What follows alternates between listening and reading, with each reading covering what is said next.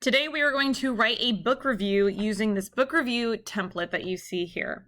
Now, you are not going to write 2 book reviews. I just realized that yes, this is a small template and there may be a chance that you mess up on one of these and you don't like the way it looks. So then you can use the other blank one to start over if you need to. But you're only going to be attaching one of these book reviews to the back side of your Shoebox book report. So let's fill out this book review together. Some parts you're going to use pencil, other parts you'll use colors. Let's start by doing pencil on everything and come back to colors later. First, let's begin with the title of your book, which is going to be in this top corner. So you want your title to be large and easy to find. Book review of, and the title of your book. Now, we are not reading the same book. There is nobody in the class who's doing a book report on Out of My Mind, but this is going to be my example book. So don't write exactly what I'm writing. Write the words that fit with the book that you read. But you're going to start with the title of your book.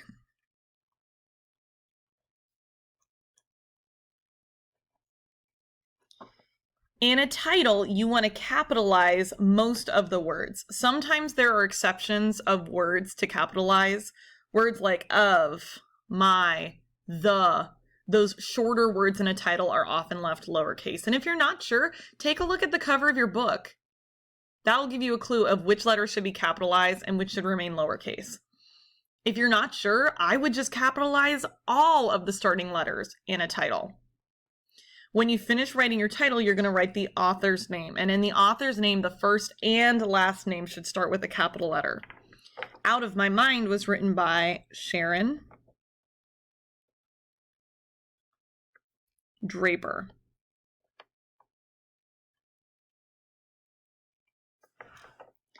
So if you need more time, it's time to pause your video, look at your book cover, write down the title of your book with capital letters at the start of the words, and the author's name with a capital letter at the start of the first and the last name. Next, we're going to recreate the cover of the book because this is supposed to be an at-a-glance for anybody who might be interested. If you're recommending the book for somebody, they're going to need to know which book to look for when they're at the library.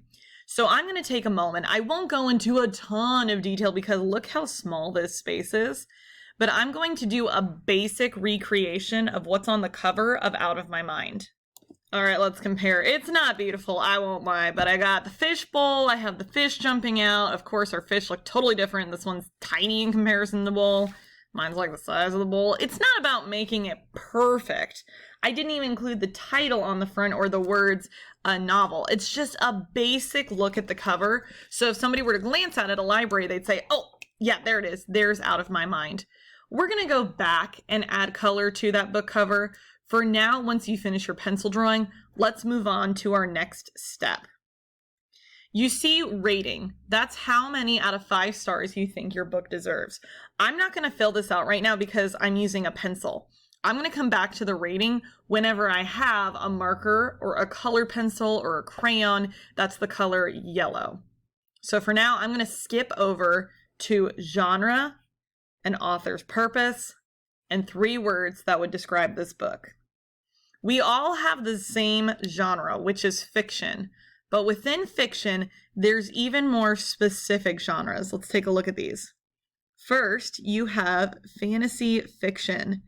Fantasy fiction are books like Harry Potter or Chronicles of Narnia that have elements of magic in it.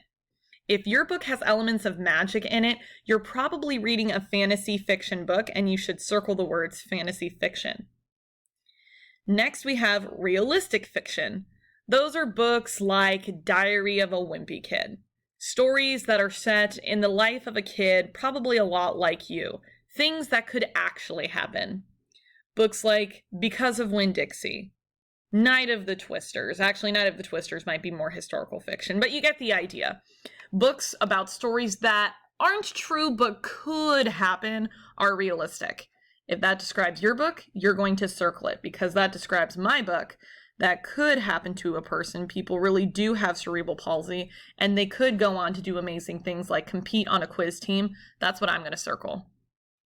Historical fiction are not true accounts, but they're set in a time in history.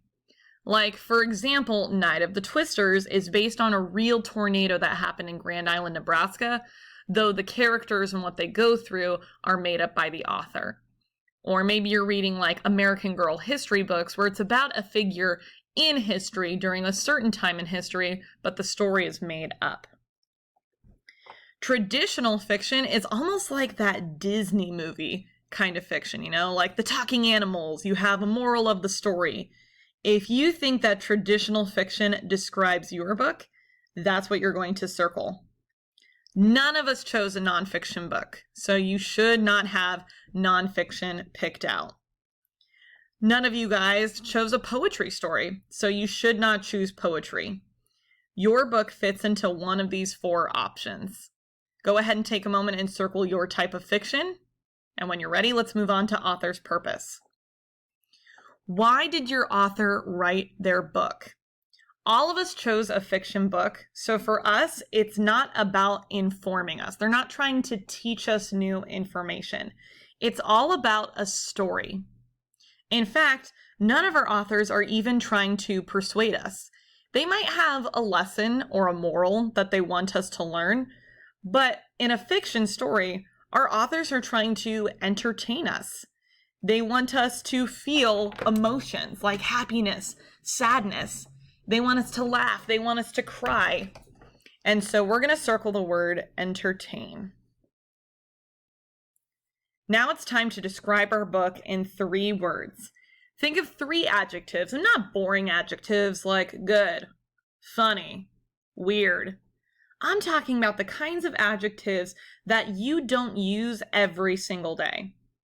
Now, if you can't come up with an adjective of your own, there's a whole list of ideas down below. Imaginative, surprising, educational, touching, serious, interesting, silly, scary. They say funny. I think you could probably come up with a better word like hilarious or humorous. Sad, exciting, suspenseful, informative. For words like out of my mind, I might come up with touching. I think touching's a good one. There's a lot of moments where it hits you right in the heart. I'm going to pause this video and come back with my 2 other words. While I'm paused, you should be pausing as well, and you are going to fill in the words that describe your book.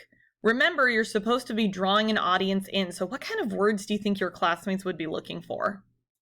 And I'm back. I wrote frustrating because sometimes the characters in this story really frustrate me with the way that they treat Melody. I also wrote heartwarming because there's a lot of moments where people learn from Melody, and I think it's amazing. So those are the 3 words that I wrote. I hope you have 3 words that you're really proud of.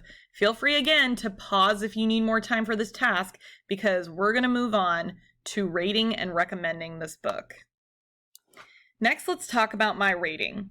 I know that we skipped this part with the stars. That's because we're going to go back with a marker, but I want you to mentally ask yourself, how many stars are you going to be giving this book? Chances are you picked out a book that you really liked. You had the choice of what book you wanted to study. So you should give your book around 4 or 5 stars because it's a book that you hand selected and really enjoy. I'm going to give Out of My Mind all 5 stars, and I'm going to write the word 5 in this sentence that says, I rated this book 5 stars because, and down below, I'm going to write a sentence about why I really enjoy this book. You're going to write a sentence about why you really enjoy the book that you chose. Is it because you found it to be a funny book? Is it because it makes you happy? Go back to the words that you chose to describe your book and even connect that to what you're writing. Let me give you an example of what I might write. I rated this book 5 stars because this story teaches us to never judge a book by its cover. It made me laugh and cry. Some things I want you to notice. Thing number 1. When I wrote my sentence, I started it with a lowercase letter. The reason why is because this is my sentence starter. I'm just continuing where the sentence starter leaves off. I rated this book 5 stars because this story, da-da-da-da-da. So this is one of the few times I'm going to tell you, yeah, keep it a lowercase letter. Another thing I want you to notice is that I wrote more than one sentence. I wrote about the lesson that I learned from the book. I also talked about how it made me feel, because I know that some people might be confused about why I chose the words frustrating and heartwarming together. So I talked about how this book makes me laugh and even cry, which is both frustrating and heartwarming. If you haven't already, it's time to pause this video and write about why you're giving your book the rating that you're giving it. Next, we're going to move on to my recommendation. So pause your video, otherwise be ready to go in 3, 2, 1. Your recommendation is the person that you think should read this book.